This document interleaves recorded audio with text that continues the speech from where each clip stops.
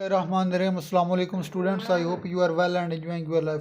Students, आज के जो हमारा टॉपिक है वो रिपेयर ऑफ ब्रोकन बोन्स। हमने जो बोन्स के बारे में डिस्कस किया था, ह्यूमन स्केलेटन के बारे में जो डिस्कस किया था प्रीवियस टॉपिक में, उसमें जो कॉमन बात थी वो ये थी कि जो हमारी बोन्स हैं, जो हमारा जो हार्ड स्केलेटन है वो कनेक्टिव टिश्यूज से मिलकर बना है। कनेक्टिव टिश्यूज उनके अंदर प्रेजेंस ये शो कर रही है कि उनके अंदर हार्डनेस है, लेकिन हार्डनेस के बावजूद हमारी बोन्स जो होती हैं वो टूट जाती है। इसकी रीज़न क्या है? कोई भी जो हार्ड चीज़ होती है उसकी प्रॉपर्टीज़ ये होती है कि उसको जब सडन ट्रॉमा होता है, जब सडन चोट मिलती है तो वो टूट जाती है। अगर सॉफ्ट बॉडी हो, नरम बॉडी हो, अगर उसे हम कोई सडन ट्रॉमा दें, सडन चोट दें तो वो टूटती नहीं, टूटने के बजाय वो बैंड हो जाती है। तो हार्ड, यहाँ जो हार्ड चीज़ होती है उसका ये एक हम कह सकते हैं कि थोड़ा सा डिसएडवांटेज है। ज़्यादा तो नहीं, थोड़ा सा डिसएडवांटेज है कि जो सडन ट्रॉमा आता है तो हार्ड जो चीज़ होती है वो टूट जाती है। इसी तरह जो हमारी बोन्स होती हैं, इसके अंदर कनेक्टिव टिश्यूज मौजूद होती है ताकि इसकी स्ट्रेंथ मजबूत रह सकती है। इसको मजबूती करने के लिए इसके अंदर कनेक्टिव टिश्यूज होते हैं। लेकिन जब कोई सडन ट्रॉमा हमारी बोन्स को पहुंचता है तो वो बोन्स हमारी टूट जाती हैं। और इसके जो रिजल्ट मुख्तलिफ काजेज़ भी हैं बोन्स के टूटने के। कुछ काजेज़ एक्सीडेंट भी है जो आजकल कॉमन है, ऑटोमोबाइल एक्सीडेंट, जिसमें vans accident, buses accident, automobile motorcycle accidents ये। और इसके अलावा कोई स्पोर्ट्स इंजरीज है दौरान खेलने के दौरान भी जो होते हैं प्लेयर्स, उनको इंजरीज वगैरह होती हैं। तो काजेज़ क्या है? Despite remarkable strength of the bones में ब्रेक। मीन्स के जो हमारी बोन्स की स्ट्रेंथ होने के बावजूद हमारे बोन्स टूटते हैं। उसकी रीजंस क्या है? Most fracture result from trauma. ज़्यादातर जो फ्रैक्चर ये टूटने का सबब बनते हैं वो ट्रॉमा कहते हैं चोट को। ट्रॉमा चोट जो होती है वो ज़्यादा टूटने का सबब बनती है। वो किस तरह? By automobile accident. Automobile accident means के गाड़ियों के जो एक्सीडेंट होते हैं इनसे भी टूटने के ज़्यादा खदशात होते हैं। Second, sport injuries. जो एथलीट्स होते हैं, जो प्लेयर्स होते हैं, खिलाड़ी होते हैं, उनको खेल के दौरान भी काफ़ी इंजरीज भी होती हैं। अब ये जो प्रोसेस होता है, ये ओल्ड एज, जो बूढ़े उम्र लोग होते हैं, उनमें बोन्स टूटने का प्रोसेस ज़्यादा होता है। अब अगर कोई नौजवान शख्स है वो चारपाई से नीचे गिर जाए तो उसे कोई चोट नहीं आती। अगर वो उसका पाँव स्लिप हो तो वो खुद ब खुद उठ जाता है, उससे कोई चोट नहीं आती।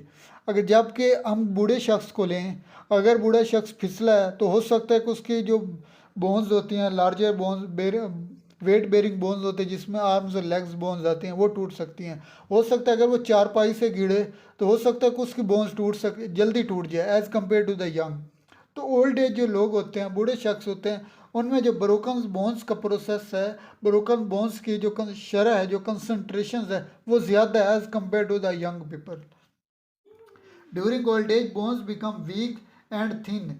बुढ़ापे में जो बोन्स होती हैं वो कमज़ोर और पतली हो जाती हैं। हैंस फ्रैक्चर अकर फ्रीक्वेंटली, जो फ्रैक्चर होते हैं वो ज़्यादातर कॉमन होती है। अब ये थे बोन्स की ब्रेकन। जो अब कोई भी चीज़ है इस ज़मीन पे, जब उसका कोई उल्ट होता है, अगर कोई सीधी है तो उसका मुखालिफ भी होता है, अगर कोई चीज़ गलत है तो उसका सही भी होता है। इसी तरह अगर कोई बीमारी है तो उसका इलाज भी है। अब जो बोन्स है जो टूटती हैं, इस टूटने का इलाज भी है, इसका प्रोसेस भी है, इसकी ट्रीटमेंट भी है। फर्स्ट ट्रीटमेंट क्या है? रिडक्शन। सेकंड, रियलाइजमेंट। थर्ड, इमोबालाइजेशन और हीलिंग। ये 4 प्रोसेस है बोन्स को दोबारा रिपेयरिंग करने की। रिडक्शंस की आपने डेफिनेशन इंग्लिश में डिफरेंट पढ़ी है, केमिस्ट्री में डिफरेंट पढ़ी है, बायोलॉजी में आज हम थोड़ी और डिफरेंट पढ़ेंगे। रिडक्शंस किसी भी चीज़ को रिड्यूस करना, कम करने, वहाँ से निकला इंग्लिश में हम पढ़ते हैं, जबकि केमिस्ट्री में और चीज़ आपने पढ़ी है रिडक्शन के बारे में। आज बायोलॉजी में हम एनाटॉमी रिडक्शन के बारे में पढ़ेंगे कि एनाटॉमी रिडक्शंस क्या होती है। रिडक्शन जो बायोलॉजी में रिडक्शन है 2 वर्ड से निकली है, एक री और दूसरा डक्शन। री मीन्स बैक और डक्शन डसर से निकला जिसका मैंने ब्रिंग्स। यानी कि कोई भी, अगर हम ये कह सकते हैं कि ये 2 बोन्स हैं, अगर ये 2 बोन्स टूट गई हैं, ये आपस में अपने पॉइंट से अलग हो गए, तो इन दोनों को दोबारा अपने पॉइंट पे लेके आके जोड़ना, इस प्रोसेस को हम कहते हैं एनाटॉमी बायोलॉजी में reduction. The actions by restoring of dislocation and fracture of bones. अगर बोन्स की डिसलोकेशन या फ्रैक्चर्स हो गया, इसको दोबारा अपनी पोजीशन पे ले आने को प्रोसेस को हम कहते हैं reduction. By returning the affected part of the body to its normal position. Body के नॉर्मल पोजीशन पे लाने को प्रोसेस को हम कहते हैं रिडक्शन। ये होगी उसकी डेफिनेशन। अब रिडक्शन के आगे 2 टाइप्स है, ये बहुत इंपॉर्टेंट है, शॉर्ट क्वेश्चन भी है। टाइप्स ऑफ रिडक्शन या समटाइम पूछे जाते हैं, ओपन रिडक्शन, क्लोज रिडक्शन में डिफरेंट। अब 2 तरह की रिडक्शन होती है, एक क्लोज्ड रिडक्शन, एक होती है open reduction. Close reduction means कि अगर किसी की कोई हड्डी टूटी है या वो अपने पॉइंट से डिसलोकेट हो गया है, तो जो फिजिशियंस होते हैं, जो स्पेशलिस्ट डॉक्टर्स होते हैं, जो तजर्बाकार डॉक्टर होते हैं, वो आउटसाइड द बॉडी एग्जामिन करते हैं कि इसकी जो बॉडी है, अगर मैं इसे एडजस्ट कर सकूँ आउटसाइड द बॉडी तो वेल, अगर नहीं कर सकते दूसरा प्रोसेस है इसकी सर्जरी करके। अगर उसने बॉडी को बोन्स को बाहर से टच किया और उससे महसूस किया कि ये बोन्स जो है अपनी जगह से डिसलोकेट हो गई है, तो इसने अपने बाहर से बॉडी के बाहर से हाथ के ज़रिए उन दोनों बोन्स को अपनी पोजीशन पे लेके आया आउटसाइड द बॉडी, इसको हम कहते हैं ओपन रिडक्शन। मीन्स कि आउटसाइड द बॉडी बोन्स को अपनी जगह पे ले आना।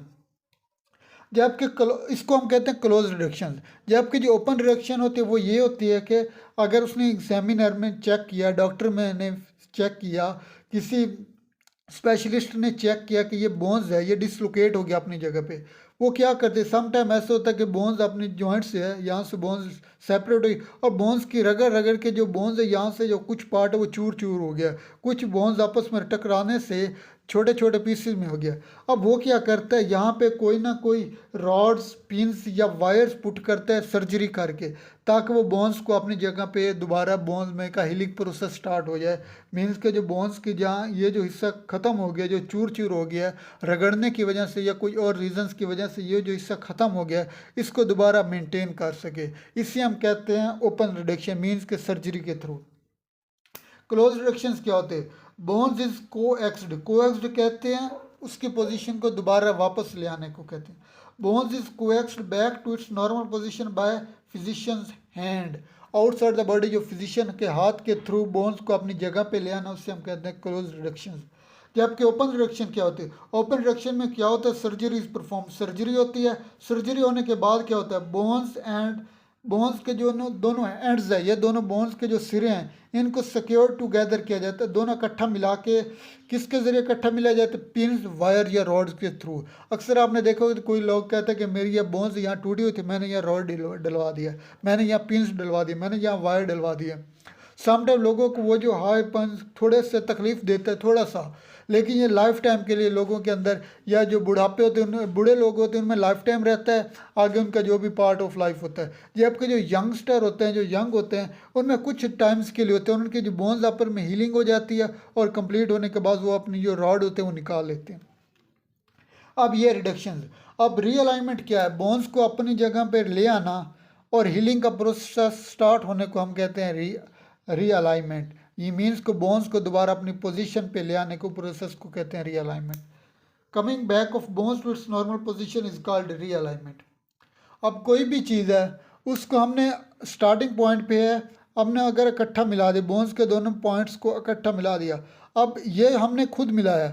अब जब बोन्स ने खुद अपने आप को इतना कुछ ऐसा टाइम लेंगे ताकि वो इस जगह पे कनेक्ट रहें, तो हमने क्या करना, हमने उसको आउटसाइड द इमोबिलाइजेशन करना। इमोबिलाइजेशन मीन उसको हमने वर्क नहीं करना, उसको हरकत नहीं देना। जब भी किसी चीज़ को हम, ये बोन्स है, अगर हम इसको दोनों पॉइंट्स को इकट्ठा अपन जोड़ना चाहिए, अगर हम इसको मूव करते रहेंगे तो ये अपने पॉइंट पे इकट्ठा नहीं हो सकेगा। इस वजह से हम इसको आउटसाइड द बॉडी या तो कास्ट कर देंगे या प्लस्तर कर देंगे। आपने अक्सर लोगों को देखा होगा उनकी जो बोन्स होते हैं उनका बाहर आउटसाइड द प्लस्तर क्या होता है, या और तरीके से कास्ट की जाती ताकि, या कहीं लटका दी, तो टांग पे जो वेट बेयरिंग बोन्स होती हैं उन्होंने ऊपर से लटका दिया होता है ताकि उनकी बोन्स जो होते हैं मूव ना करे। मूव ना करने की रीजंस क्या है, ताकि उसमें जो हीलिंग प्रोसेस है वो स्टार्ट हो जाए। इमोबिलाइजेशन में क्या करना है, बोन्स को हमने मूवमेंट नहीं करनी। After broken and is reduced, broken and को रिड्यूस करने के बाद हमने क्या काम करना है, इट इज़ मोबिलाइज्ड, इसको मोबिलाइज कर देना है बाय कास्ट, कास्ट के थ्रू या ट्रैक्शन के थ्रू। इसका मतलब क्या है, इस करने की वजह क्या है, टू अलाउ हीलिंग प्रोसेस, इसने हीलिंग प्रोसेस को इजाज़त देना है कि वो अपना काम कर सके, हीलिंग प्रोसेस अपना काम कर सके। अब हीलिंग का प्रोसेस क्या होता है, हीलिंग प्रोसेस जो यंग पीपल होते हैं इनमें थोड़ा ज़्यादा होता है, क्योंकि उनकी बोन्स के अंदर कैल्शियम मिनरल्स होते हैं, उनके ब्लड के अंदर ये जो मिनरल्स आयंस होते हैं इनकी मूवमेंट ज़्यादा होती है। जबकि जो ओल्ड पीपल होते हैं इनमें ये हीलिंग का प्रोसेस बहुत वीक होता है।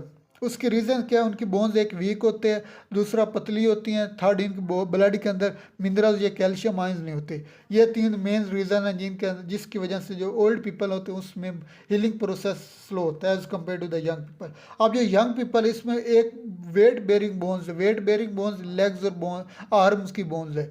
इसमें जो प्रोसेस है वो राउंड अबाउट 8 से 12 वीक लगते हैं।